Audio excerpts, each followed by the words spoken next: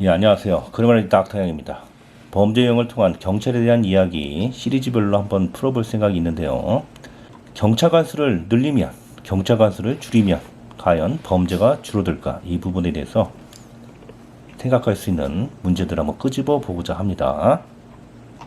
자동차를 몰고 가다가 이 교통경찰을 발견하면 사람들이 이제 움츠거리고 이런 부분이 있고요. 딱히 어떤 잘못도 저지르지 않았음에도 불구하고 이 경찰이 가까이 있으면 신호 위반이나 가속등 교통법규 위반을 저지를 사람은 별로 없다는 것이죠. 길 가다가 순찰차들이 자주 지나다니면 왠지 마음이 놓이게 되고 더 안전한 것처럼 느껴지는 면도 있습니다. 아무래도 이 경찰이 많으면 범죄를 저지르기 쉽지 않다는 생각이 있기 때문이죠. 그런데 정말 경찰관 수를 늘리면 범죄가 줄어들까요? 어떤 사람들은 우리나라 이제 주요 도시에 이 범죄 발생 건수, 경찰관 수를 이제 조사했더니 그 결과 이 상관계가 있음을 또 주장한 사람도 있습니다. 경찰관 수가 많을수록 범죄 발생 건수가 늘어난다. 그렇다면 이 경찰관 수를 줄이면 범죄가 더 발생하는 것인가요? 그러나 실상 이 경찰관 수를 줄인다고 해도 범죄는 줄어들지 않습니다. 그러면 여러분들은 이유가 무엇이라고 생각하시나요? 이 범죄가 발생하는 것은 거주 인구에 이제 비례한다고 볼 수 있습니다. 서울은 이 중소지에 비해서 인구가 많고 그만큼 치안 업무도 많다는 것이죠.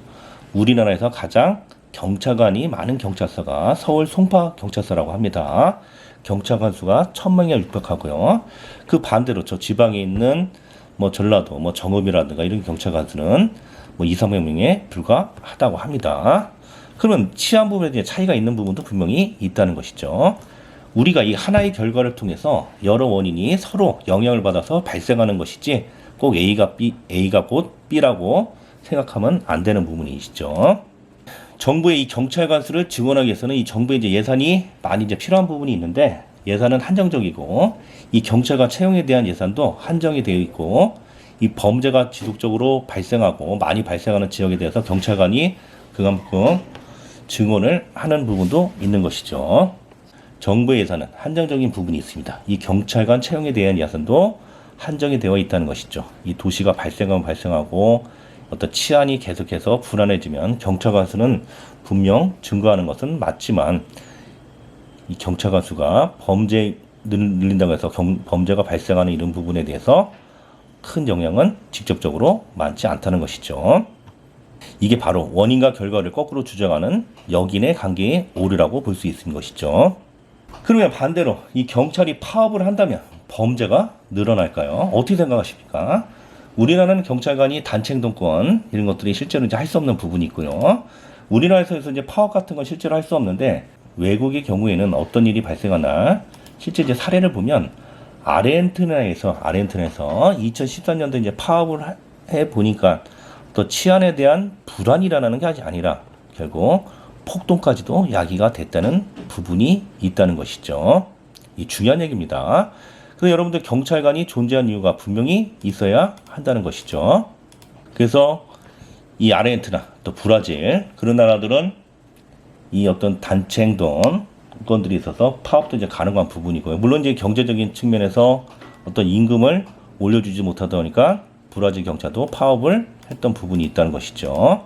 그 다음에 이제 미국에서 그 보스턴에서 경찰 파업도 일어났던 부분, 캐나다 이런 나라들, 핀란드에서도 일어났던 이런 부분들, 파업 기간에는 범죄율이 크게 증가함을 우리가 볼 수 있는 것이죠. 특히 과거 일어났던 어떤 캐나다 몬트리올의 경우에는 은행 강도가 50배, 상점 절도가 15배 이상이 증가했다고 볼 수 있습니다. 근데 이제 결론적인 부분을 보면 이 경찰력을 늘린 경우에 실제로 범죄 예방의 효과가 크게 나타나지 않는 명확하게 검증하기가 쉽지 않았던 부분이 있었는데 이유는 경찰력 외에 다른 많은 요인들이 범죄 발생에 영향을 미치기 때문이라는 것이죠. 설령 이 경찰력을 늘린 이후에 범죄가 줄어들었더라도 이는 경찰 사항의 호전으로 인한 실업률 감소라든가 범죄를 많이 저지르는 청소년 인구의 감소 이런 것들의 영향을 미쳤다고 볼 수 있습니다. 그런데 파업은 틀린 것이죠. 그래서 이 경찰 파업처럼 극단적인 경우를 제외하고는 경찰력의 증거가 범죄 감소에 별다른 영향을 미치지 못한다는 분석이 이제 지배적인 것이고요. 더구나 경찰 활동이 점차 치안 서비스 위주로 전환되면서 이 범죄 예방과 관련된 활동이 큰 비중을 차지하지 못한다는 점, 경찰력 증강이 범죄 감소로 이어지지 않는 원인으로 지적되고 있습니다. 요컨대 범죄 예방과 이 통제에 투입되는 경찰 활동이 내용이 큰 문제라는 것이고 경찰관 수는 중요하지 않다는 것이죠. 그래서 여러분들 결국에는 이 치안도 지역 사이의 어떤 경찰 활동이 앞으로 이제 큰 흐름의 방향이죠. 그래서 지역 사이의 어떤 그런 문제점들을 해결하는 부분과 같이 연계돼서 경찰관들의 업무 수행도 이루어지고 있다는 것이죠. 그래서 경찰이 그런 부분을 중심으로 두다 보니까 과거에는 어떤 전통적인 범죄, 뭐 살인, 강도, 강간, 절도, 폭력 이런 것들 위주로 다뤘던 부분에서 지역 사이의 어떤 부질서 그런 것들을 부분까지도 경찰관이 업무를 수행하는 부분들, 그 다음에 치안 서비스.